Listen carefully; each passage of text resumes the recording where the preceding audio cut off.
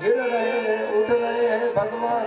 जैसे तैसे सुदामा के पास पहुंचे कि गले से लगा दिया मेरे सुदामा भगवान को।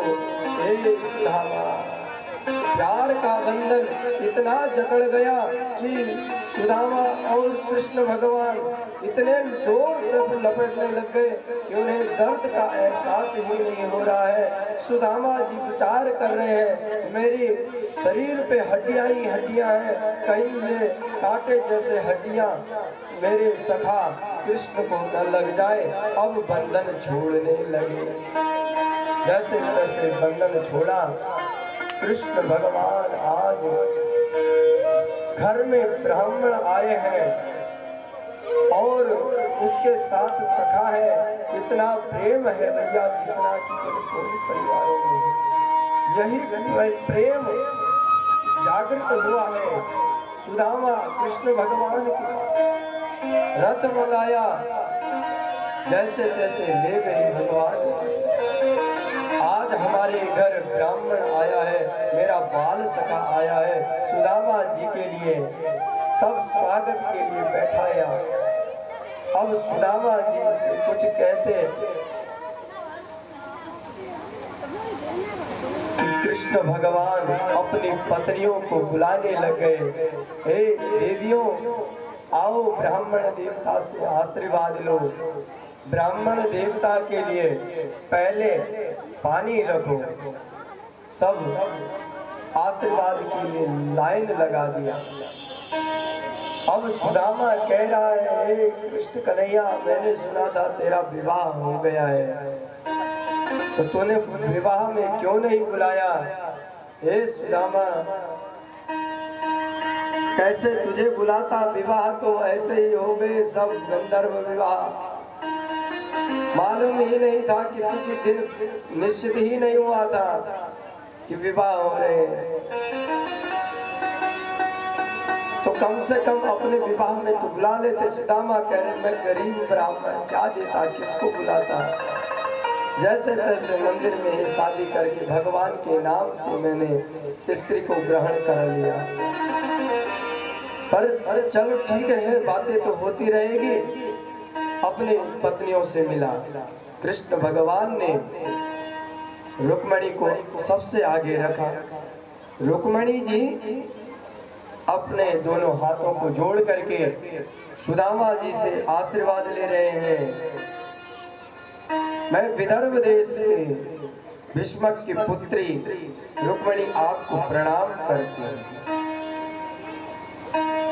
अब तो सुदामा जी ने आशीर्वाद दिया, सौभाग्यवती भव, अखंडवती भव, यशस्वीवती भव,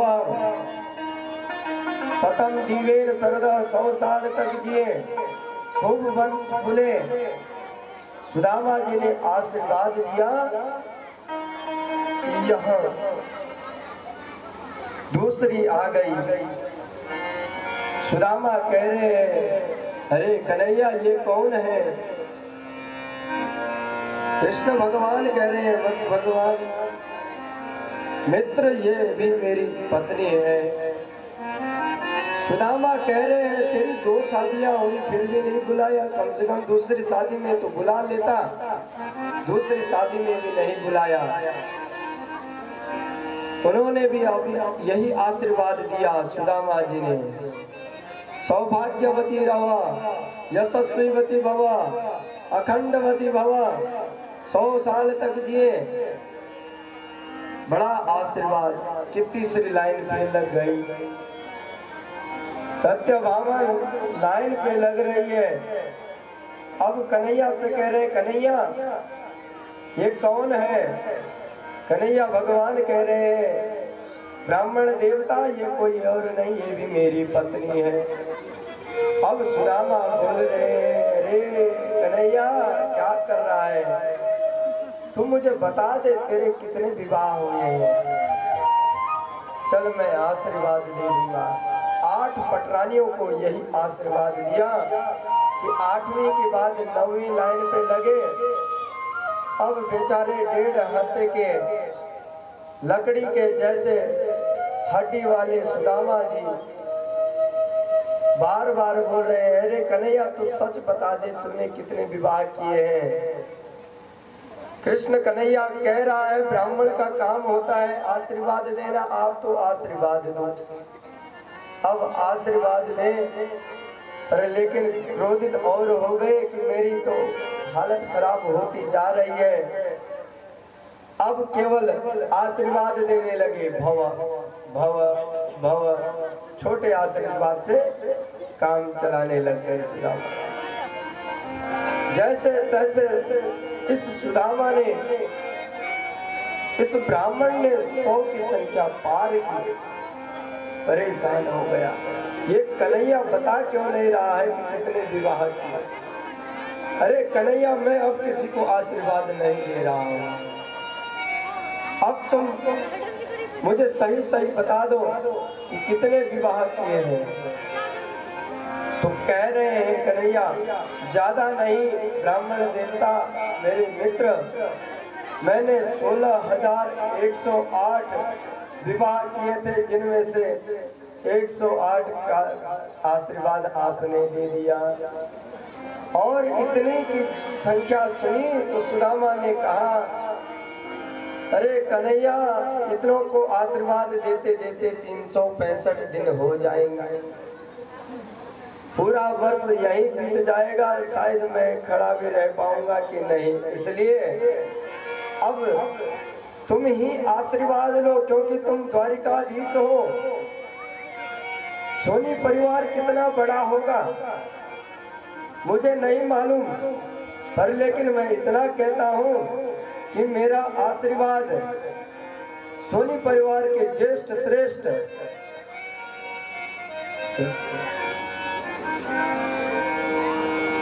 राजू सेठ, उनकी धर्म पत्नी समुद्रा देवी, मैं आपको खूब आशीर्वाद देता हूँ, आपका वंश फले फूले खूब बड़ा हो, ये आशीर्वाद देता हूँ। जैसे तैसे कृष्ण भगवान ने सुदामा का आशीर्वाद लिया और सभी द्वारिका वासियों को भगवान ने आशीर्वाद दिया। अब नहाने की तैयारी करने लग गए भैया। सभी कृष्ण की पटरानियों ने अपने अपने घड़ों में जल भर के लाया, यमुना जल, गंगा जल। अब ब्राह्मण के पैर धुलाने हैं, पैर धुलाने के लिए सबने अपने घड़े सजा दिए कि स्नानागार में सुदामा जी को ले गया। सुदामा जी ने देखा कि इतने घड़े ये किसके लिए हैं। कृष्ण भगवान ने कहा, प्रभु बस आपका स्नान होना है, धूल मिट्टी लगी होगी, इसको हम साफ कर दें।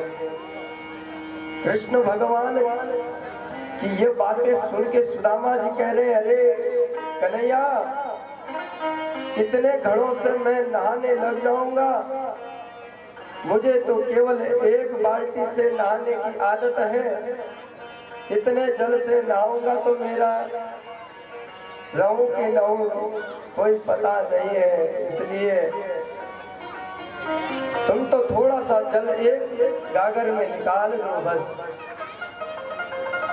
कृष्ण भगवान कह रहे हैं, मेरी पटरानियां सब आपसे नाराज हो जाएगी ब्राह्मण देवता, अगर इनके जल से आप स्नान नहीं किए। तो सुदामा ब्राह्मण कह रहे हैं, अरे प्रभु बस आप एक ऐसा करो, आचमनी से जल भरते रहो एक घड़े में, मैं उसी से ही नहा जाऊंगा। एक घड़े में सबके जल भरे और आशीर्वाद के लिए अब पैर धुलाते उससे पहले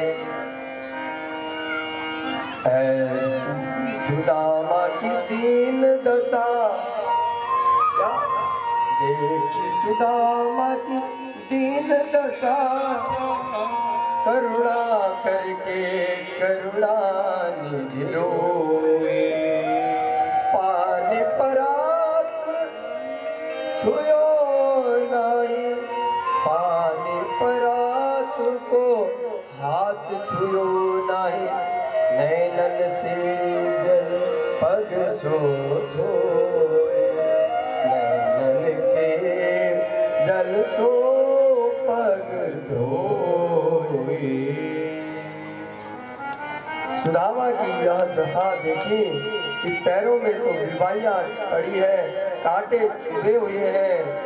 कृष्ण भगवान के आंसुओं से गर्म आंसू निकले, उन गर्म आंसुओं से ही कब परात भर गई। पैर धुलते धुलते कृष्ण भगवान को मालूम ही नहीं चला। और यही से शिक्षा मिलती है, जब भी कोई व्यक्ति थक के आए तो उसके लिए थोड़ा गुनगुना पानी और उसमें भी थोड़ा नमक डाल देंगे तो उसकी बीमारियां खत्म हो जाएगी, उसकी जो दर्द है वो भी खत्म हो जाएगा।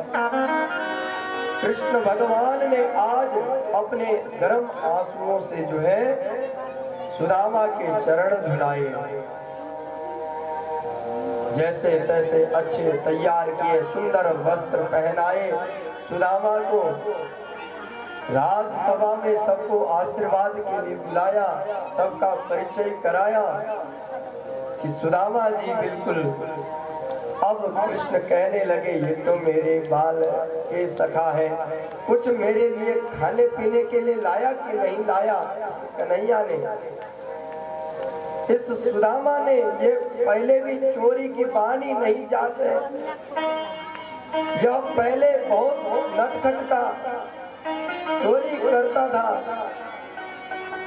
आपको याद होगा सांदीपनी में, उज्जैन में सांदीपनी ऋषि के यहाँ हम गुरु शिक्षा लेने जाते थे तो सुदामा हम लोगों को मैया क्या देती थी, गुरु माता हमें चूड़ा देती थी, चने देती थी, और तुम उसे चुपके चुपके कब खा लेते थे पता ही नहीं लगता था।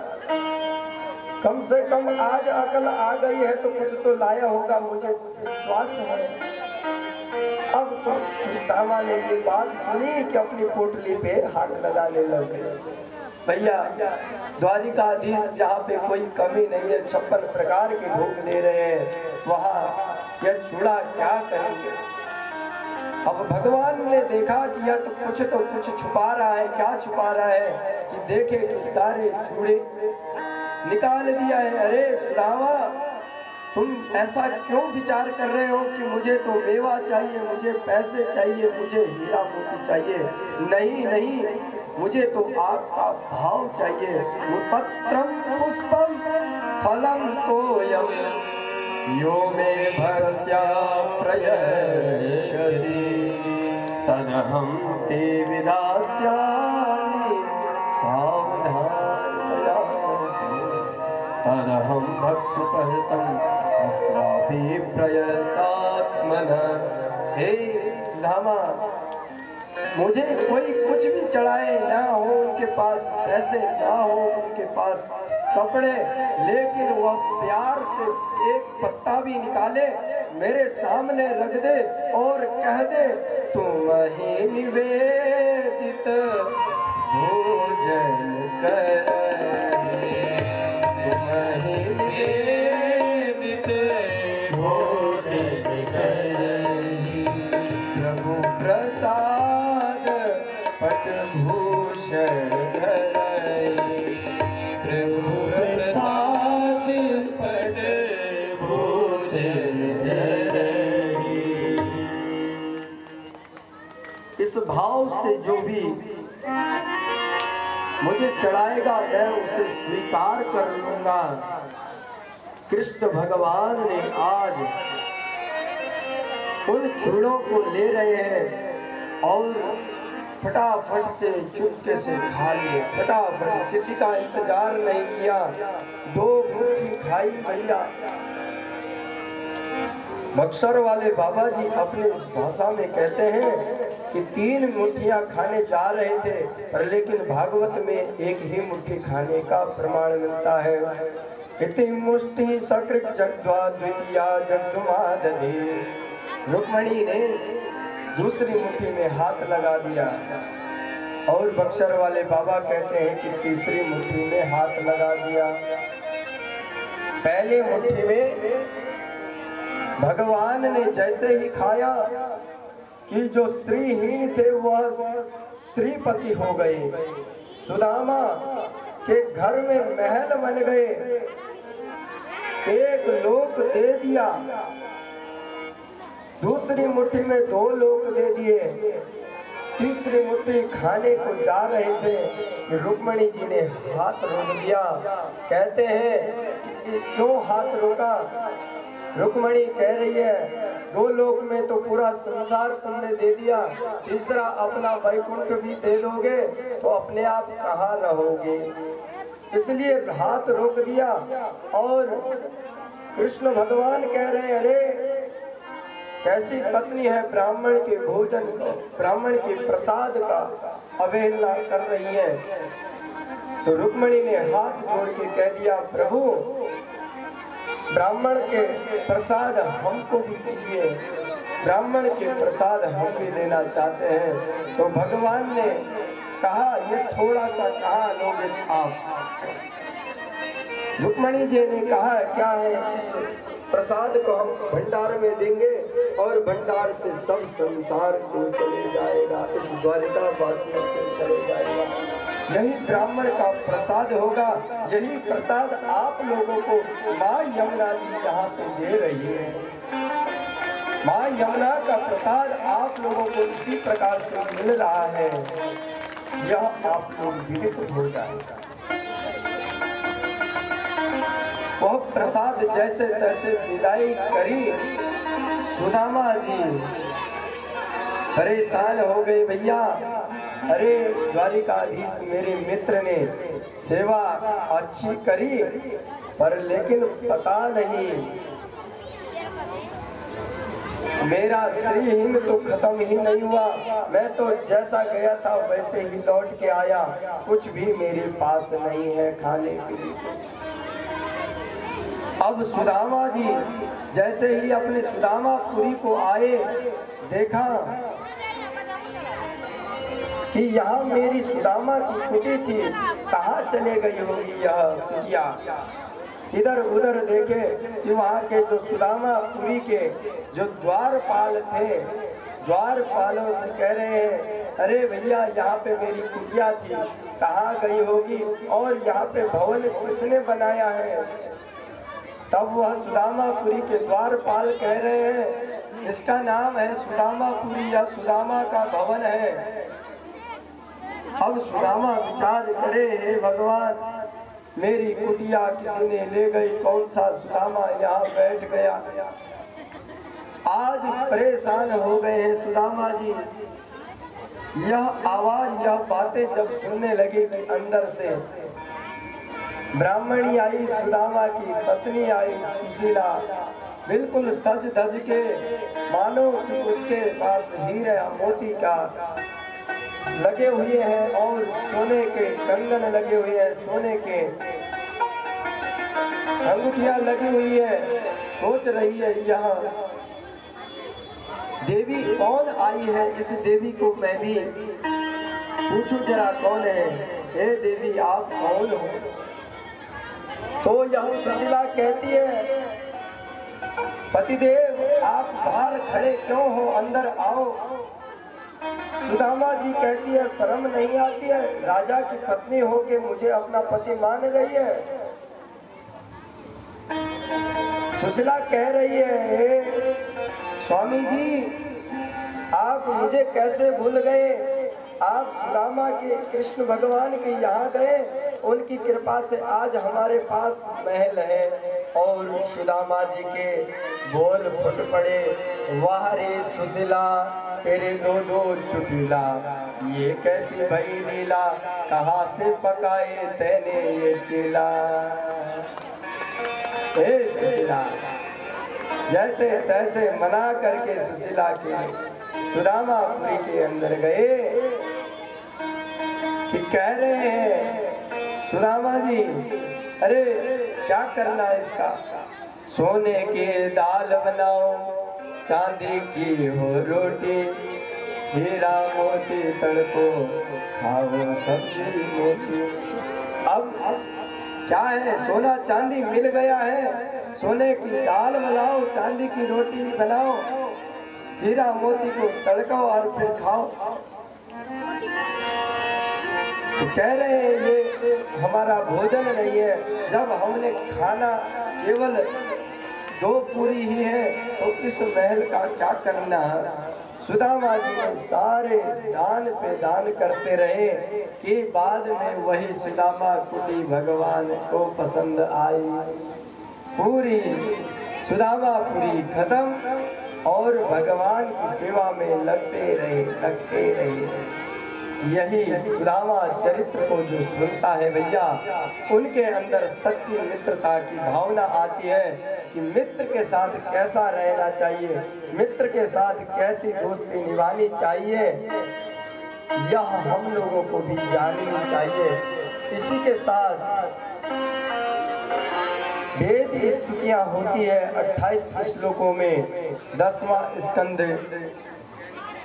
1995 श्लोकों वाला 10वां स्कंद हम भगवान को अर्पण करते हैं। 11वें स्कंद में भैया कहा है, सब समझाने लगे यदुवंशियों को, हे यदुवंशियों तुम थोड़ा संभल के रहना, बहुत उठपटांग से होने जा रहे हैं, बहुत छलबल करने लग गए हैं। साधु संतों का कभी अपमान मत करना, क्योंकि साधु संत ब्राह्मणों का अपमान करोगे तो कुल का ही नाश करोगे। इसलिए ब्राह्मण संतों का विष पीने वाला वही मरता है, पर लेकिन ब्राह्मण के और संतों का अपमान करने के बाद जो श्राप मिल जाए तो उसको एक ही नहीं भैया, उसका वंश ही नाश हो जाता है। इसलिए यदुवंशियों को समझा रहे हैं नव योगेश्वर, सत्संगति दुर्लभ संसारा, सत्संगति दुर्लभ संसारा, दंड एक बारा, दंड एक बारा। हे यदुवंशियों, जैसे तैसे भी मिले ना तो थोड़ा सत्संग कर लेना, क्योंकि इस सत्संग से जो है आपका जो मन का भ्रम है, लड़ाई झगड़ा का जो भ्रम है, आपका दूसरे की धन संपत्ति का जो चुराने का ये जो धर्म लगा हुआ है, यह सब खत्म हो जाएगा। यह भ्रम जब टूट जाएगा तो भगवान आपको स्वीकार कर लेंगे, जान जाएंगे आपके ये संसार मेरा नहीं है, मेरा तो केवल एक ही भगवान है। ये भगवान के पास भेजने के लिए सत्संगति दुर्लभ संसारा, सत्संगति दुर्लभ संसारा, दंड एक बारा, दंड में एक बारा।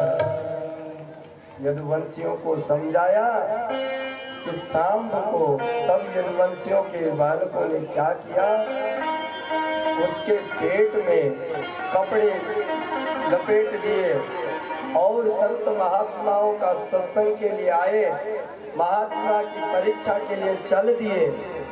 इस महात्मा की परीक्षा करें, जानता है कि इसके पेट में क्या है, बिल्कुल स्त्री बना करके कहने लगे, हे ब्राह्मण देवता, हे संत महात्मा, यह इसके 6 पुत्र हो गए, बालिकाएं हो गई, इसका 7वां क्या होगा। अगर इसके सास ससुर ने सुन लिया कि इसकी फिर 7वीं कन्या हो गई तो इसे घर से भगा देंगे। यह बात कही संत से संत पड़े, विचित्र होते हैं भैया। कोई कहे कि अल्ट्रासाउंड हमारी आधुनिक वैज्ञानिक है, पर लेकिन यह अल्ट्रासाउंड भी भगवान हमारे पूर्वजों ने, हमारे ऋषि मुनियों ने वेद पुराणों में क्या रखा हुआ है, सब जान गए।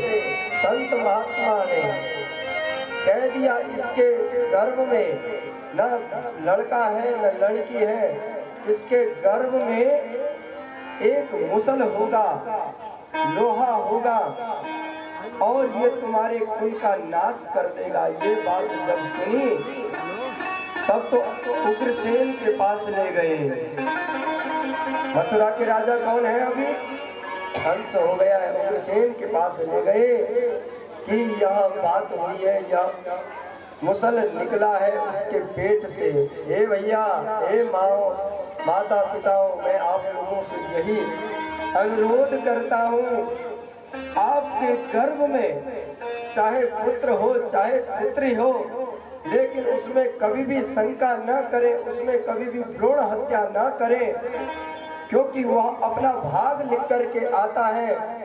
ऐसा नहीं कि वह आपके भाग को छीन ले।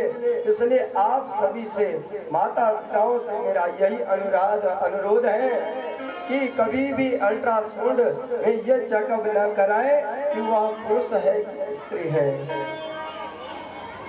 भ्रूण हत्या सबसे बड़ी हत्या है भैया। जो भ्रूण हत्या करता है उसे किस जन्म में कौन से पाप भोगने पड़ेंगे। इन पापों को भोगने के लिए तो हमें शरीर मिला है, अब फिर से पाप कर रहे हैं तो क्या बनोगे, यह तुम विचार कर लेना। इसलिए आप लोग कभी भी इस बात का ध्यान रखना।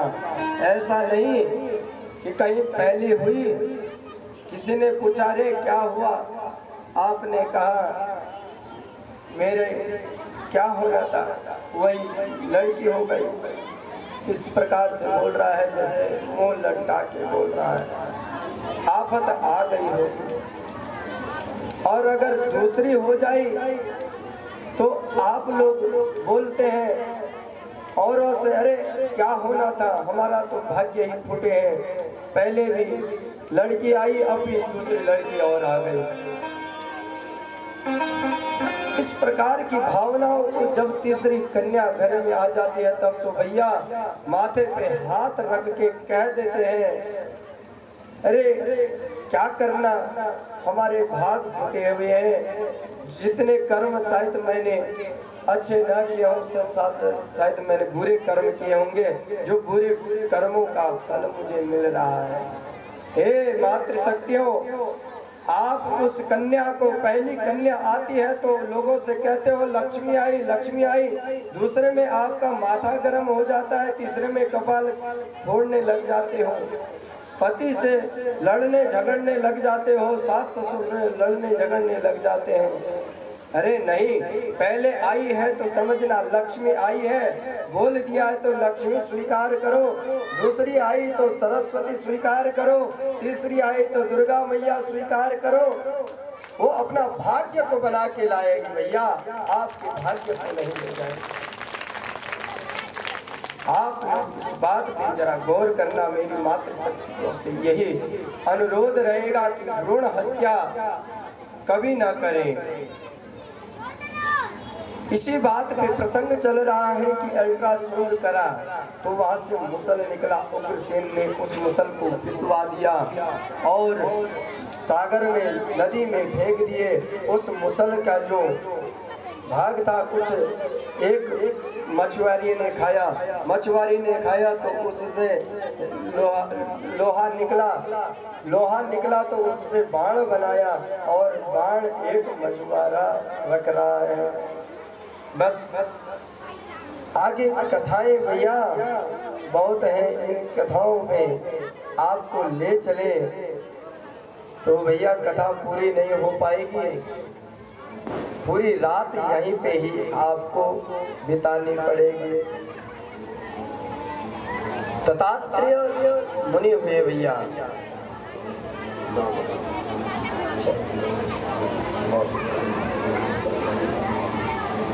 दत्तात्रेय मुनि महाराज हुए, उनके 24 गुरु हैं। और जब मैं व्यासपीठ पे बैठता हूँ तो हमारे सोनी परिवार भी उसी रूप में कहीं पूजा करते हैं। उनकी स्तुति में दत्तात्रेय जी का नाम भी आता है। और दत्तात्रेय के भैया 24 गुरु थे। आप लोग कहेंगे कि गुरु तो एक ही होता है, पर लेकिन दीक्षा गुरु एक हो सकता है, शिक्षा गुरु अनेक हो सकते हैं। दीक्षा गुरु केवल एक ही होगा आपका, हमारा एक ही गुरु है, लेकिन शिक्षा गुरु अनेक हैं। दत्तात्रेय जी के 24 गुरु बताए गए हैं। पृथ्वी वायु आकाश मापो अग्निश्चंद्रमा रवि कपूतो अजगरो मीना पिंगलो कुरुर्भक मधुहा हरिणा मीना पिंगला कुरुर्भक कुमारी सत्कृत सर्प पूर्णनाभि सुपेश कृत। पृथ्वी हुई, पृथ्वी के जैसे हम लोगों के अंदर सहन करने की शक्ति होनी चाहिए। दत्तात्रेय क्या सीखते हैं पृथ्वी से? अरे आप लोग भी सीखो। आप लोगों के सामने तो गुरु प्रकट होके आए हैं और समझा रहे हैं, और लेकिन इस दत्तात्रेय मुनि के पास कोई आया नहीं है। इन्होंने जो देखा वहीं से सीखा, जहाँ गए वहीं से सीख के लाए।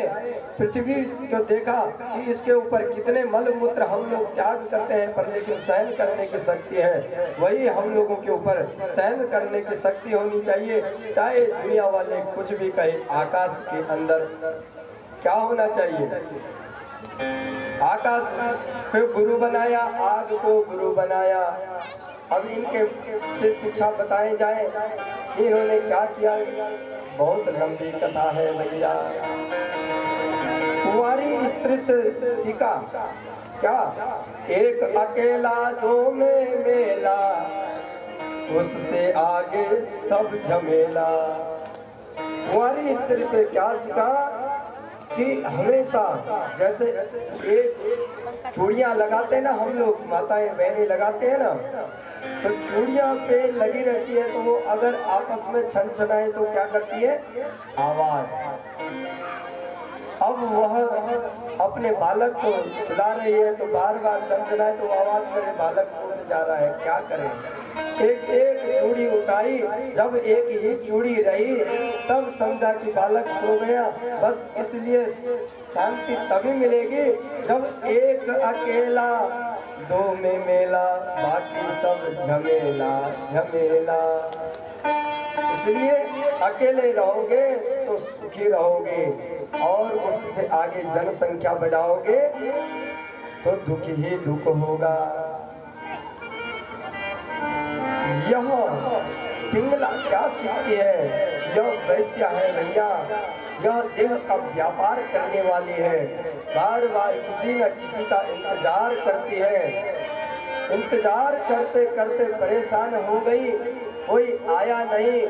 तब विचार कर रही है, आशा ही परमं दुखम नैराश्यम परमं सुखम यथा सांचिद्य कांतासम सुखम सुस्वाप पिंगला। पिंगला कह रही है कि मैं अभी तक जिनकी इंतजारी में लगा हुआ हूँ, अगर मैं इतने तपस्या थोड़ा भगवान करती तो मेरा कल्याण हो जाता। यह विचार करने लगी। इसलिए किसी के आश्रित मत हो। आप मातृशक्तियों से पहले मैं यही, जो हमारी बुजुर्ग महिलाएं हैं, इनसे मैं यही अनुरोध करता हूँ कि पहले आप अपनी क्षमता से पूरा करो, जहाँ तक कर सकते हैं। क्योंकि आप सोचेंगे कि मेरा यह पुत्र मुझे पानी पिलाएगा, मेरे लिए चाय बनाएगा, और कभी वह चले गया तो तुम तो रह गए बिना चाय के भैया। इसलिए पहले अपने आप अगर चाय बनाओगे तो बेटा खुद आके बोलेगा, ए भैया तुम बैठे रहो, मैं खुद चाय बनाता हूँ, मैं तुम्हारे लिए चाय बनाता हूँ। और अगर तुमने कह दिया, ए बेटा चाय बना के लाना, तो बेटा कभी भी नहीं जाएगा। इसलिए पहले प्रयास अपने आप करो। जो आपकी बहू को शर्मिंदा हो तो अपने आप बहू बोलेगी, अरे सासू जी आप चाय क्यों बना रहे हैं, मैं चाय बनाती हूँ ना। बस तब देखना बहू आपकी सेवा पे अपने आप लग जाएगी, लोग उसे सुनाने लग जाएंगे, अरे अपने सास ससुर की सेवा करी लियावा। इसलिए सास ससुर की सेवा अवश्य करना, ठीक है? अरे हाँ तो कहो, आज तो सब मगन हो रखे हैं, खाना खा के आप लोग आनंद हैं। नींद तो नहीं आ रही है? बोलो, सेवा करेंगे अपने सास ससुर की? हाथ उठाओ, खूब हाथ खड़े जरा। और माता पिता की सेवा कौन कौन करेगा? अब जो नहीं करेगा वो हाथ उठे खड़े करो।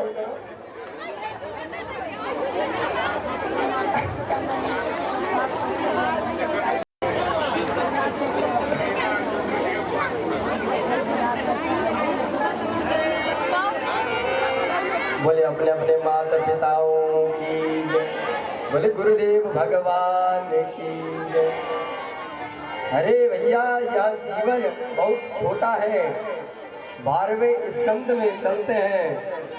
लघु जीवन संवत पंचदशा, कल्पांत नास गुमान। लघु जीवन, यह जीवन जो है बहुत छोटा है, कब खत्म हो जाए कोई मालूम नहीं है भैया। इसके बारे में बता रहे हैं परीक्षित। इस संसार में 4 प्रकार की प्रलय है। 4 प्रकार की प्रलय। एक तो हो गई नित्य प्रलय। नित्य प्रलय उसे कहते हैं जो सुनसान घाट में जो लाइन लगी हुई है, एक के बाद फूकने पे तैयार लोग पड़े हुए हैं, यह है नित्य प्रलय। ठीक है भैया, हरिद्वार में ले जाते हैं, काशी में ले जाते हैं कि इनका दाह संस्कार करो, वो है नित्य प्रलय। कौन मर रहा है किसी को पता नहीं है। और नैतिक प्रलय, नैतिक प्रलय कहते हैं जैसे 2013 में केदारनाथ में आया था भैया प्रलय, एक दम में ही हजारों लोग समापन हो जाए, इसे कहते हैं नैतिक प्रलय। और तीसरा है भैया प्रलय, वह है जो स्वर्ग तक के देवताओं को भी डूब के ले जाता है, यह तो है प्रलय। और महाप्रलय, यह चौथा प्रलय महाप्रलय कैसा, इसमें ब्रह्मा भी नष्ट हो जाते हैं, केवल मेरे भगवान बाल कृष्ण रहते हैं, तो वह पुनः इस संसार का सृजन करते हैं। इन प्रलयों के बारे में बताया परीक्षित को। तो परीक्षित से पूछा, अब तुम मुझे बताओ कि तुम्हारा शरीर किसके लिए है? यह पंच तत्व शरीर है, तुम विश्वास करो। सिद्धोस्मर गृहीतोस्मि, अब तुम्हारी आत्मा परमात्मा से मिल गया है भैया, इन परमात्मा से मिल गया है। इसलिए अब तुम्हें तक्षक काटने आएगा, तुम डरना नहीं, वह केवल तुम्हारे शरीर को काटने के लिए आएगा। वह तक्षक काटेगा पर लेकिन तुम्हारी आत्मा परमात्मा में मिली रहेगी। बस यह अनुभव परीक्षित ने कर लिया। सुखदेव ने धन्य हो गया कि हाँ, मुझे अपने शिष्य परीक्षित पे गर्व है, जिसने अच्छे से कथा सुनी और उसने अपनी आत्मा को परमात्मा से मिलाने का काम किया। ऐसे ही आप लोग इस कथा को लेकर के, इस कथा से जो भी आप लोगों ने सीखा है वह आप लोग भी धारण कर ले कि हम अब सिद्ध हो गए हैं। ये 5 तत्व का शरीर इस संसार का है और जो ये मन की आत्मा है ये परमात्मा की है। उस परमात्मा के पास हम लोगों की तैयारी करनी है। मेरा जल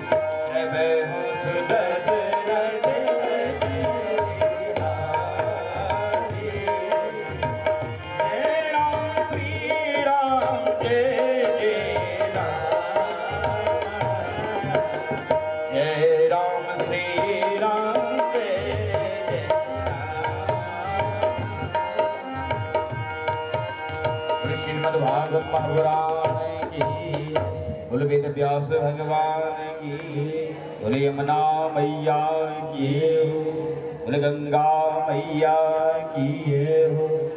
संसार के प्रलय का विस्तृत वर्णन किया और यहीं पे सब श्रोताओं को ज्ञान दे दिया कि आपकी आत्मा परमात्मा के लिए है। समझ गए? यही कथा का सार है। आज परीक्षित को काटने के लिए तक्षक आए। तक्षक ने तो भस्म करने का प्रयास किया। जिन माताओं को प्रसाद ग्रहण नहीं हुआ है, आप प्रसाद पा सकते हैं। हाँ, जिन माताओं ने प्रसाद नहीं पाया तो आप लोग प्रसाद। परीक्षित का उद्धार हुआ।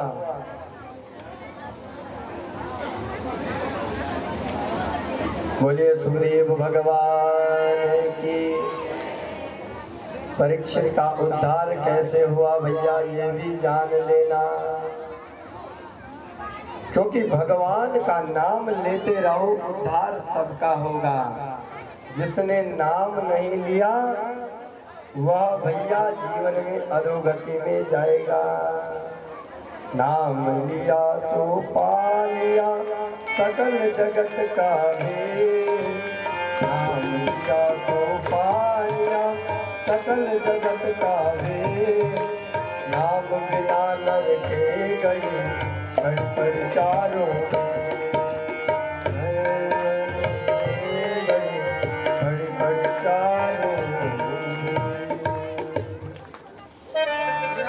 नाम लेकर के ही आप लोग धाम को जाएंगे। आज कृष्ण भगवान प्रलय होने के बाद कृष्ण भगवान ने अपना स्वरूप दिखाया। कैसा स्वरूप? करारविंदे मुखारविंदे विनवे भटस्पत्र सकुटे शयानं बालं मुकुन्दं मनसा स्मरामि। करारविंदे नपदारविन्दं मुखारविंदे विनिवेशयन्तं वटस्पत्र सकुटे शयानं बालं मुकुन्दं मनसा स्मरामि। आज भगवान प्रलय होने जा रही है, पूरा प्रलय हो रहा है। कृष्ण भगवान के रूप में आए, बाल मुकुंद के रूप में आए। हाथ मुंह में डाले हुए हैं, दाएं पैर का अंगूठा और बाएं पैर पे बाण चलाया। और पैर में जो बाण चलाया, इसकी कथा भी आती है शिव महापुराण में। कलयुग में जो है संबल ग्राम में, यूपी उत्तर प्रदेश बरेली जिला में यह संबल ग्राम है। वहाँ पे कल्कि भगवान प्रकट होंगे। क्योंकि कलयुग में ज्यादा दोष होंगे। इन दोषों को खत्म करने के लिए कल्कि भगवान के रूप में सफेद घोड़े के ऊपर आएंगे और पापियों का नाश करते करते भगवान अपने धाम को जाएंगे। सतयुग में तो लोग ध्यान के विधि से भगवान को अर्पण होते थे। त्रेता में यज्ञ करते थे और द्वापर में लोग योग प्राणायाम करते थे। पर कलयुग में तो केवल और केवल भगवान का जो कीर्तन करता है उसका ही कल्याण होता है।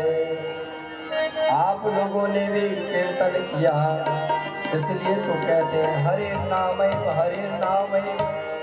नामैव केवलम। कलयुग केवल कलयुग केवल नाम आधारा। कबीर कबीर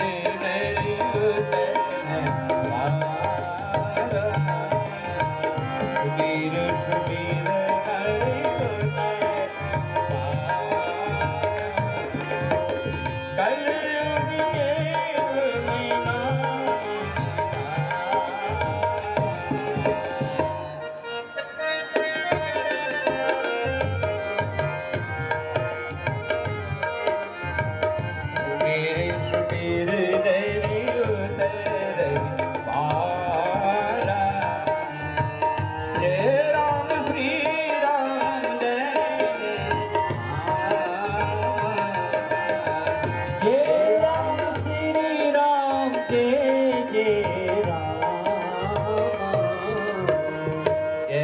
राम श्री राम जय जय राम जय राम श्री राम जय जय राम मंगल भवन मंगल हारे मंगल भवन मंगल हारी बहु सुख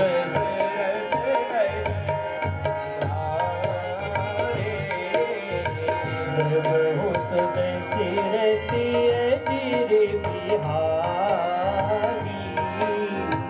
हम गुण गावत पुलक शरीरा हम गुण गावत पुलक शरीरा गद गद गिरन नयन मौनीरा गद गद गिरन नयन मौनीरा बोले बाल कृष्ण भगवान की नमस्कार केशवम प्रतिगच्छति। जो आकाश के पर्वतों से बीच बीच से जो नहरें आती है, नदियां आती है, वह सारा कहाँ जाता है? बोलो ना, कहाँ जाता है? सागर में। आकाशात् पतितं तोयम यथा गच्छन्ति सागरे सर्वदेव नमस्कारम। किसी भी देवता को आप प्रणाम करो, वो नमस्कार किसको जाएगा? मेरे कृष्ण भगवान को जाएगा। इसलिए देवताओं में अच्युत भगवान श्रेष्ठ हैं और वैष्णवों श्रेष्ठ बताया गया है।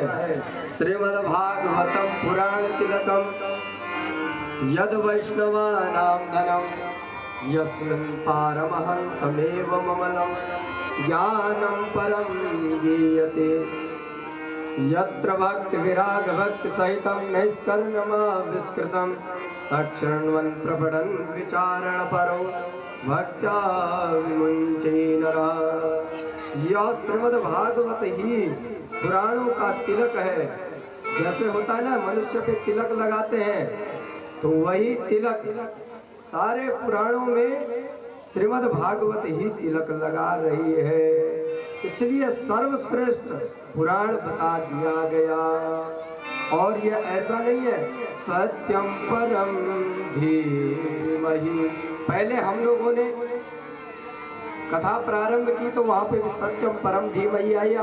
आज कथा विराम ले रही है, यहाँ पे भी सत्य आया। यह पहले भी था सतयुग में ब्रह्मा जी के पास, भगवान विष्णु ने याद दिया और अब भी है। और जब हम लोग नहीं रहेंगे या स्थान नहीं रहेगा, पूरी प्रलय हो जाएगी, उसके बाद भी सत्य ही बचेगा भैया। तो यह परम सत्य है। केवल हम लोगों ने जीवन में क्या है, नाम संकीर्तनम यस्य। आप लोग भी इस श्लोक का उच्चारण करेंगे। इसी के साथ हम पुराण की कथा को आप लोगों के सम्मुख भगवान को अर्पित करते हैं। फले फूले और उनके पितृ स्वर्ग में भगवान उनको अपने आश्रय में दे। नाम संकीर्तनम यस्य नाम संकीर्तनम यस्य सर्व पाप प्रणामो दुख शमन प्रणामो दुख शमन तम नमामि हरिं परः तम नमामि हरिं परं तम नमामि हरिं परः तम नमामि हरिं परं। श्रीमद्भागवत महापुराण की जय। बोले बद्रीनाथ भगवान की जय। आज के सभी आगत अतिथि जो भक्त श्रोता बन के आए हैं, आप भी लोग किसी जन्म के देवता रहे होंगे। आप लोगों को भी मैं बहुत बहुत धन्यवाद देता हूँ। आज श्रीमद् भागवत महापुराण की आप लोगों ने कथा जो श्रवण किया है, मैं मानूंगा कि आप लोग कहीं देवलोक से ही यहाँ आए थे। अपने जन्म को का फल दिन में परिवर्तन कर दिया और 7 दिन का फल 7 जन्मों तक परिवर्तन कर दिया।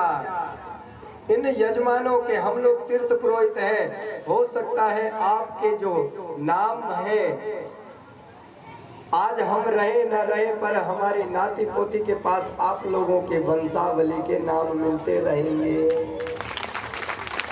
इसलिए एक के क्षण ने 7 जन्मों का रिश्ता जोड़ दिया आप लोगों से भी। 7 जन्मों का समस्त सोनी परिवार को मैं बधाई देता हूँ। राजू सेठ और उनकी धर्म पत्नी समुद्रा देवी, आपका जीवन ऐसे ही समुद्र के तरह।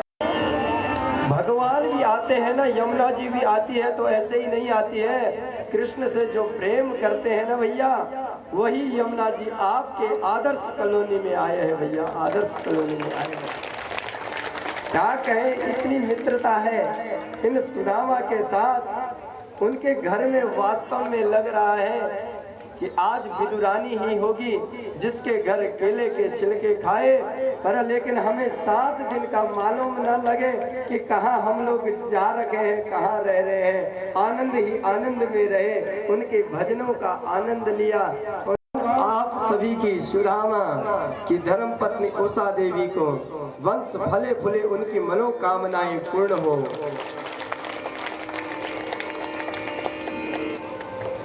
हमारे कथा के बीच का सूत्रधार बने हैं, माँ यमुना से प्रार्थना करते हैं उनकी मनोकामनाएं पूर्ण हो और हमेशा चारों दिशाओं में विजय ही विजय होते रहे, विजय ही विजय होते रहे भैया।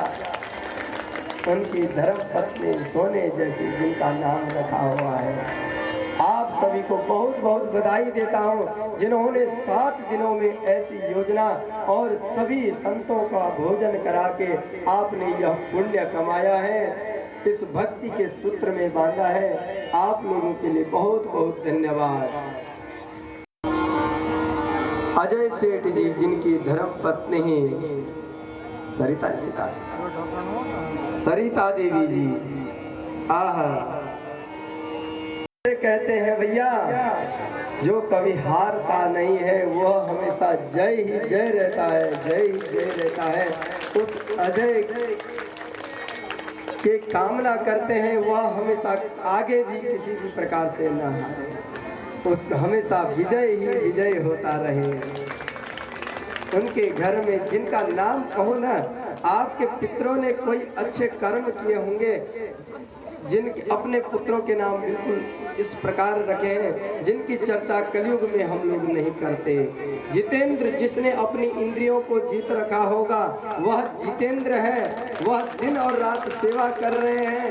रात्रि में 12 बजे यहाँ से जाए, सुबह 5 बजे के लिए यहीं आ जाए और ब्राह्मणों की सेवा में लग जाए, तो ऐसे यजमान मिल जाए भैया तो ब्राह्मण तो माला माल हो जाएंगे, ब्राह्मण तो आनंद ही आनंद लेंगे भैया।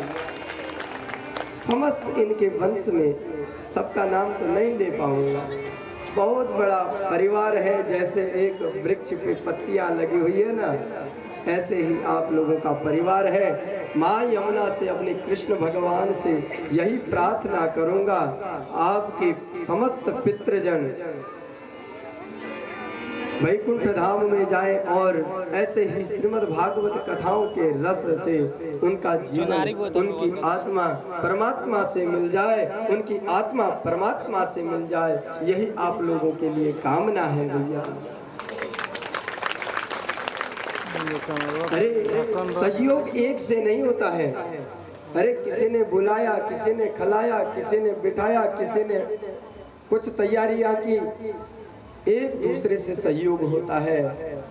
जैसे कि हमारे सहयोग के लिए संगीतकार हैं, आप यमुना जी के हम लोग आए हैं, पर गंगा जी के प्रतिबिंब ही हमारे रतुड़ी जी आए हैं और भट्ट जी आए हैं, जिन्होंने अपने संगीत से आप लोगों को आनंदित किया 7 दिनों। तो धन्यवाद देता हूँ आप लोगों को। और यह स्वर, यह संगीत और यह जो ध्वनि ना हो, यह माइक ना हो भैया, किसी भी प्रकार हम आपको डांटते होंगे, प्रेम कर से बोलते हैं भैया इसकी आवाज बढ़ा दो, पर लेकिन आपकी आवाज अगर यहाँ ना हो तो हम कथा भी कैसे करें। इसलिए धन्यवाद देते हैं आपको, जिन्होंने का सहयोग इतना प्यार भरा रहा। जब बुलाएं तब आ जाएं साउंड खोलने के लिए। और कथा को आप तक ही सीमित नहीं रख रहे हैं, देश विदेश में कहाँ चले जाए भैया। कहीं विदेश के यजमान हमारे सुन ले तो अभी भी आपके ही भगत चल देंगे कथा करने के लिए। इसलिए कैमरे वाले भाई का भी बहुत बहुत धन्यवाद, जिन्होंने अच्छी सेवा से हमारी इस पूजा सनातन पद्धति को पूरे विश्व में फैलाने का काम कर रहे हैं। और धन्यवाद देता हूँ यहाँ पे जो आप लोगों को बताते हैं कि आप आए माँ यमुना का आशीर्वाद ले, आप आए आशीर्वाद ले। अरे जिसने आशीर्वाद भी नहीं लिया है वो भी आशीर्वाद ले। ऐसे बहन अगर आप लोगों को मिल जाए तारने वाली भैया तो जीवन धन्य समझ लेना, जीवन धन्य समझ लेना। मैं माँ यमुना से प्रार्थना करूँगा आप सभी लोगों की मनोकामनाएं पूर्ण हो। और इसी के साथ 7 दिनों के अंतराल में अगर मेरे और मेरे परिकर द्वारा आप लोगों की कोई अवहेलना करी हो तो उसके लिए मैं क्षमा प्रार्थी मांगता हूं। और 7 दिनों के अंतराल में जो मेरी से सुनी हुई बातें आप लोगों ने अपने जीवन के उपयोगी समझा होगा तो उसे अपने जीवन में उतार लेना। और जो समझ में नहीं आई होगी बात, वह बात यहीं छोड़ के चले जाना और अपना जीवन सफल बना लेना भैया। यही मेरा आग्रह रहेगा। और समस्त जब श्रोता ही ना हो तो वक्ता कैसे बगे। सभी श्रोता लोग अधिक से अधिक संख्या में आए। आप लोगों से हमें इतना प्रेम मिला कि कथा 1 नहीं 5 बजे तक करनी थी, 6 बज गई, मालूम ही ना चला समय का। ऐसे श्रोता अगर सुनने वाले मिल जाए तो वक्ता के भी आनंद ही आनंद है भैया, वक्ता के भी आनंद ही आनंद है। और इसी के साथ मैं अपनी वाणी को विराम देता हूँ। इसलिए अपने गर्जना से करें कि क्या बोले बांके बिहारी लाल की जय, बोलिए यमुना मैया की जय। जरा जोर से सासाराम दे पूरा सुनाई दे। इधर उधर कोने में जो इसकी अगर नींद भी आई होगी ना आपके बीच में किसी को तो वो भी उठ जाएगा भैया, पता नहीं लगता किसको कौन सोया हुआ होगा। बोलिए यमुना मैया की जय, बोलिए बंसी वाले भगवान की जय, बोलिए लक्ष्मी नारायण भगवान की जय, बोलिए शिव शंकर भगवान की जय, सत्य सनातन धर्म की जय, धर्म की जय हो, धर्म का प्राणियों में प्राणियों में आपके हृदय से भगवान प्रकट हो जाए। अपने को पूर्णमिदं पूर्णात् पूर्णमुदच्यते पूर्णस्य पूर्णमादाय। अब जैसे आगे आचार्य जी का निर्देश। मैं माता यमुना जी हमारे पितरों की जो भी बेटियां नवस के कथा में सम्मिलित हो गए, माँ यमुना ने अपनी कृपा बरसाने के लिए सोनी परिवार के सभी परिवारों को सम्मिलित कर दिया।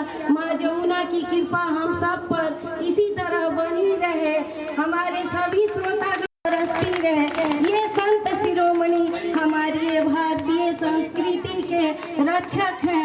इन्हीं के द्वारा हमारी अटूट अखंड भारत विराजमान है। नहीं तो कब तक हमारा भारत खंड हमारे बॉर्डर पर हमारी देश की रक्षा करते हैं, परंतु ये संत शिरोमणि वह रक्षक हैं जो हमारी भारतीय संस्कृति को अटूट और अक्षुण्ण बनाए रखने में अपना। यमुना की, माँ गंगा की, बांके बिहारी लाल की, भागवत महापुराण की, राधे रानी सरकार की, राधे अलबेली सरकार। जपे जा राधे राधे, राधे अलबेली सरकार।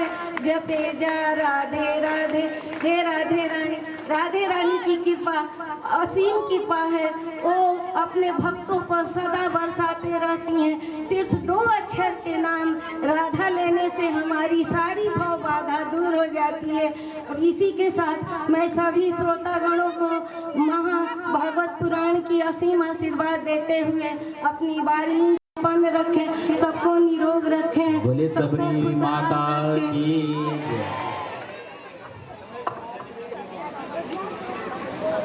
राधे राधे।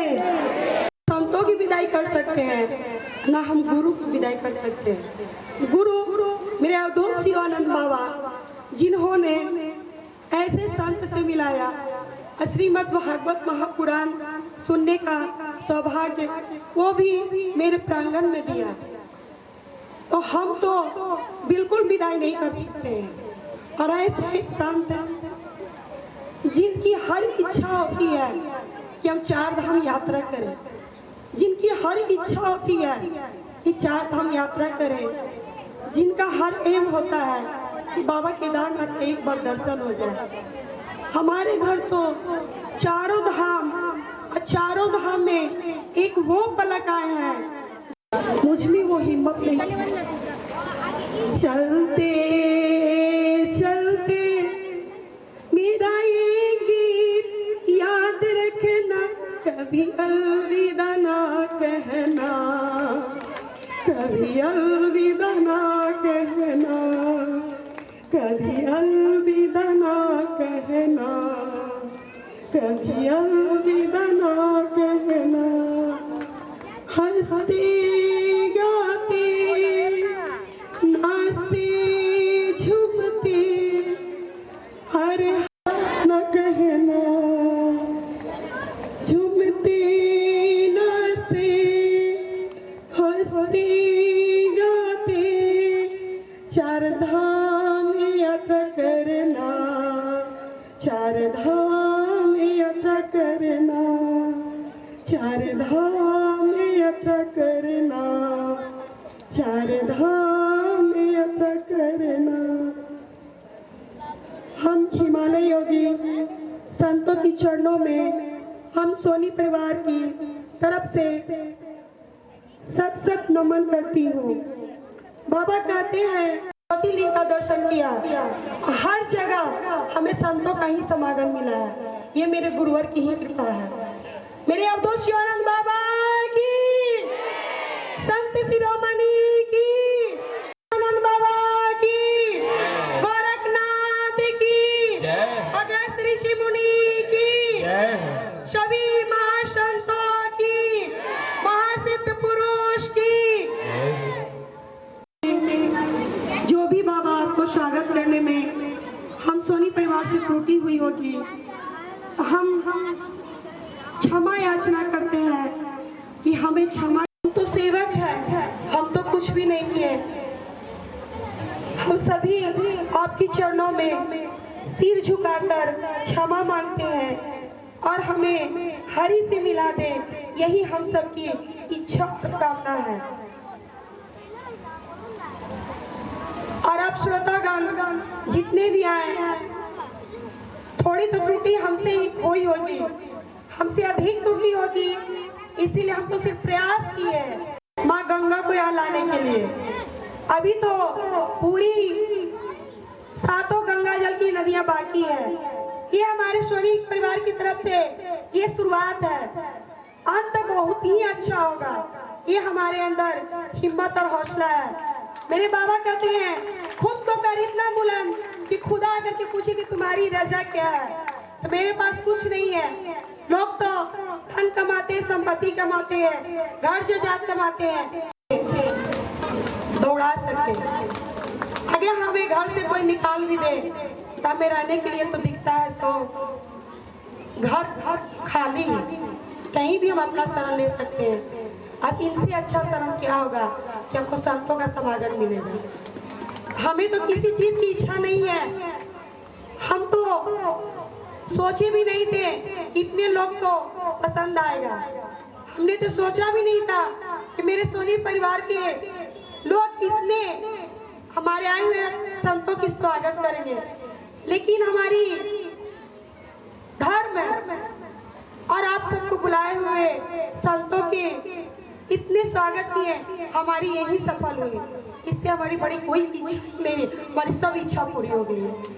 बाबा संत को माफी नहीं, संत माफी नहीं मांगते हैं, संत सिर्फ क्षमा करते हैं। संत माफी नहीं मांगते हैं, संत सही राह दिखाते हैं। चलना हमें तो जरूरी पड़ेगा, संत तो सिर्फ चलने की मार्ग दिखाते हैं। आज आरती में जहाँ तक आगे वाला से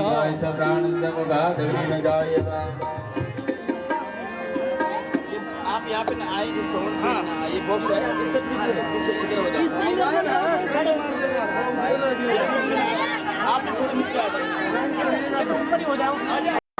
ये अमर गंध ये मुझसे ज्योति जगाने वाला है, नभ ज्योति जगाने वाला है, नभ ज्योति जगाने वाला है। हरि नाम यही, हरि नाम यही, हरि नाम यही, हरि धाम यही, हरि नाम यही, हरि धाम यही, हरि नाम यही, हरि धाम यही। जग मंगल की आरती, पापियों को पाप से है तारती। श्री भागवत भगवान की है आरती, पापियों को पाप से है तारती। हर दर्द कराने वाला है, हर दर्द कराने वाला है। ये सुख करनी ये दुख हरी, ये सुख करनी ये दुख हरनी, ये सुख करनी ये दुख हरनी, ये सुख करनी ये दुख हरनी, ये सुख करनी ये दुख हरनी, ये सुख करनी ये दुख हरनी। श्री मधुसूदन की आरती, पापियों को पाप से है आरती। श्री भागवत भगवान की है आरती, पापियों को पाप। हे राम यही घनश्याम यही, हे राम यही घनश्याम यही, हे राम यही घनश्याम यही, श्री राम यही घनश्याम यही। प्रभु महिमा की आरती, पापियों को पाप से है तारती। श्री भागवत भगवान की है आरती, पापियों को पाप से है तारती। आरती गौ आरती गौ आरती गौ गौ आरती गौ आरती गौ आरती गौ आरती।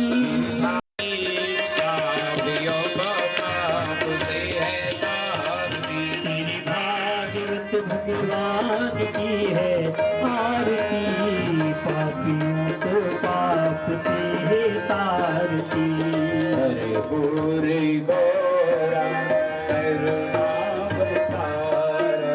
संसार सार मुझे हार, सदा निधार बीते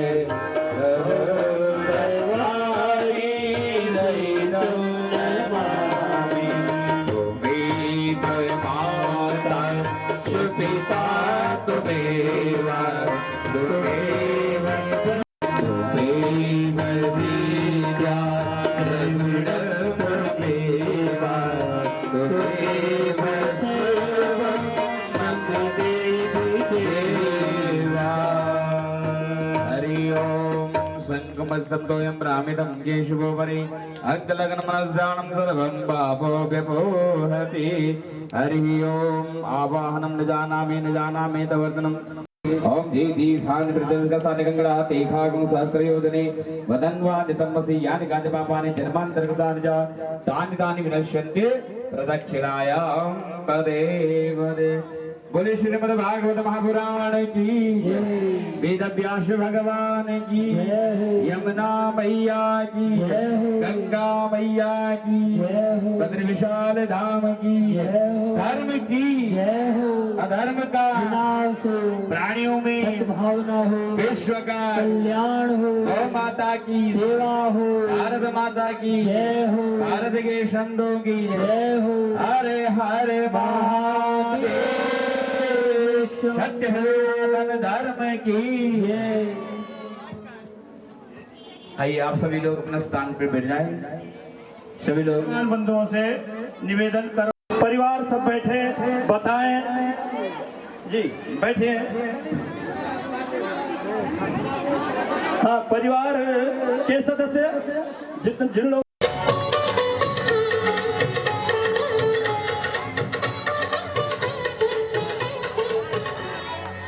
जन्म जन्म से भूली तुमको, अब जाकर हूँ जानी तुमको।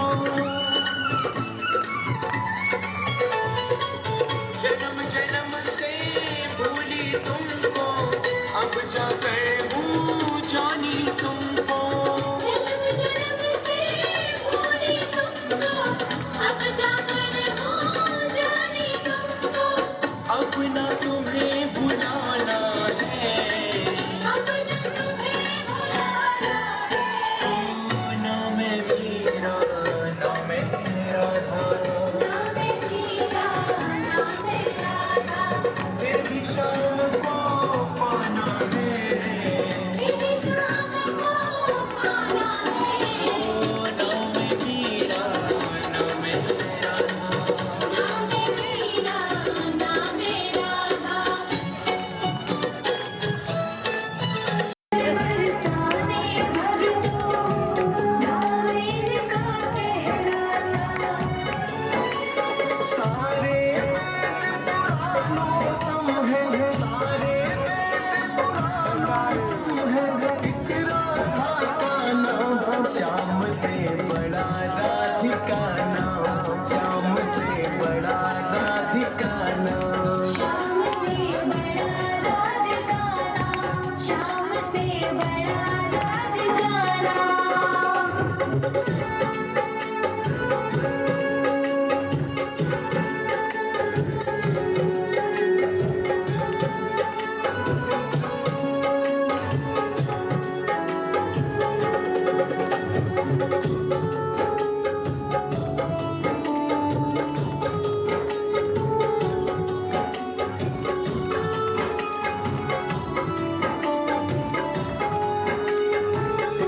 वैसे तो राधा महिमा कहीं ना पूरी जाए, क्योंकि गाकर में सागर भक्तों ना कभी समाए। क्योंकि गाकर में सागर भक्तों ना कभी समाए। पहले हम बतलाते हैं मोर की एक कहानी। शाम के दर्शन की थी जिसने मन में है ठानी। शाम के दर्शन की थी जिसने मन में है ठानी। जाकर द्वारिका नगरी में वो, जाकर द्वारिका नगरी में वो, जपे श्याम ही श्याम। श्याम से बड़ा राधिका नाम, श्याम से बड़ा राधिका नाम। श्याम से बड़ा राधिका नाम, श्याम से बड़ा राधिका नाम।